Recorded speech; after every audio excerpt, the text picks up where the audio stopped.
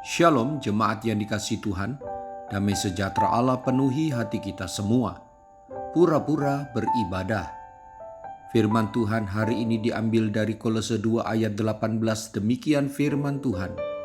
Janganlah kamu biarkan kemenanganmu digagalkan oleh orang yang pura-pura merendahkan diri dan beribadah kepada malaikat, serta berkanjang pada penglihatan-penglihatan dan tanpa alasan membesar-besarkan diri oleh pikiran yang duniawi. Pada zaman Rasul Paulus hidup, ia menemukan indikasi adanya ibadah yang dilakukan secara pura-pura dan tidak tertuju kepada Allah, tapi kepada malaikat dan mengada-ada. Banyak yang tertipu dan bahkan si pelakunya pun sendiri tertipu.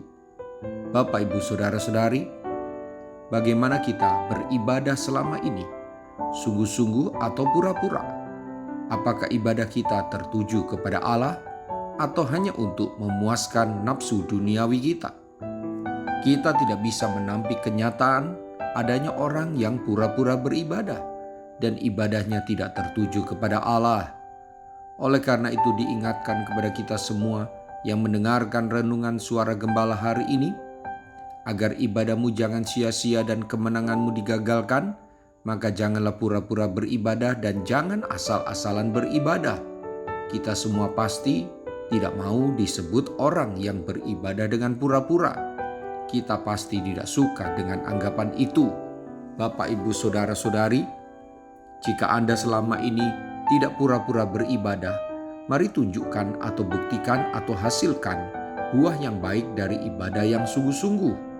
Buah yang baik yaitu karakter yang semakin baik, sikap yang semakin baik, berkata-kata dengan baik, perasaan dan pikiran yang semakin baik, iman yang semakin berkualitas. Silakan daftarkan sendiri apa yang seharusnya yang baik muncul dari orang yang sungguh-sungguh beribadah. Jika tidak ada perubahan hidup akibat ibadah, maka ibadah itu adalah ibadah yang palsu, karena dilakukan hanya sebagai akting belaka. Mari kita berdoa.